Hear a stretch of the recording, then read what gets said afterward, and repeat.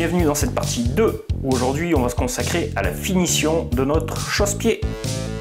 Donc en premier lieu bien sûr, on ouvre le sac à vide pour pouvoir en sortir la pièce et pouvoir la démouler.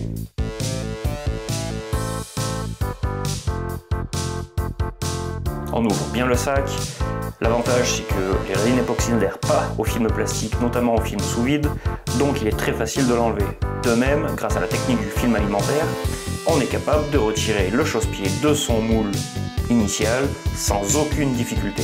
On se retrouve avec un chausse-pied avec à sa surface le film alimentaire toujours collé et de l'autre côté notre tissu d'arrachage.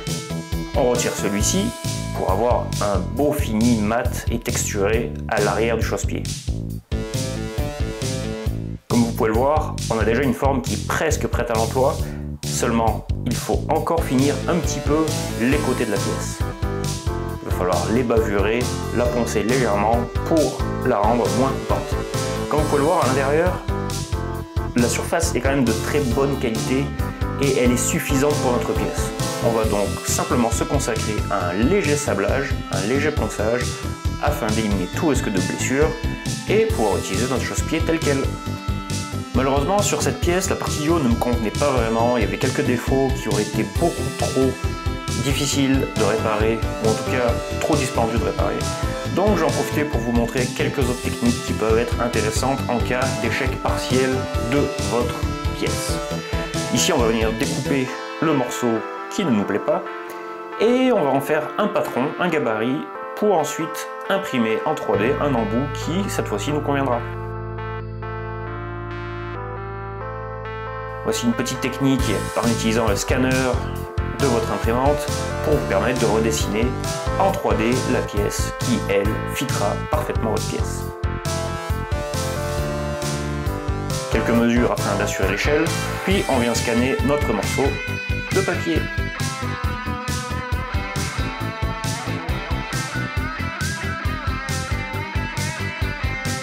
Une fois scanné, on ouvre notre logiciel de 3D. Ici, j'utilise Blender, notamment avec sa fonction Image as Plane, qui va nous permettre d'importer l'image aux bonnes dimensions et qui ne sera pas déformé.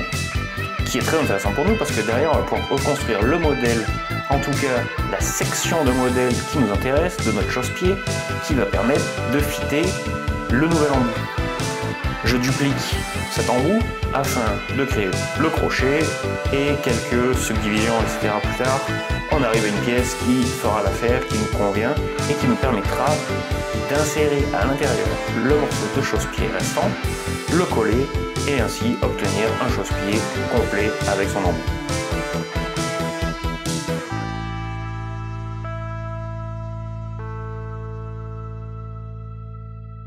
Une fois le modèle réalisé, on importe ça dans Cura, qui est notre slicer, qui va nous permettre d'ajuster les paramètres d'impression.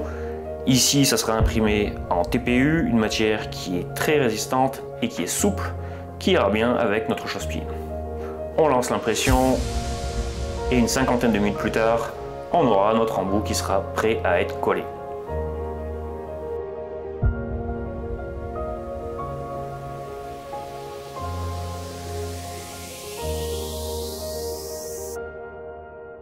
Une fois notre pièce imprimée, on la décolle simplement du plateau, on retire les supports et on peut procéder à l'encollage des surfaces internes de la pièce et externes du chausse-pied en carbone. Petite astuce, comme ici nous n'avions pas utilisé de démoulant, nous n'avons pas besoin de préparer la surface ou de la nettoyer afin d'optimiser le collage. En effet, la surface est déjà propre et dégraissée et n'aura donc aucune difficulté à créer une bonne adhésion avec la pièce imprimée. Voici notre chausse-pied final avec un tissu bien aligné qui pourrait être amélioré mais qui peut le plus peut le moins. Aujourd'hui nous avons fait avec les moyens du bord et la pièce fonctionne.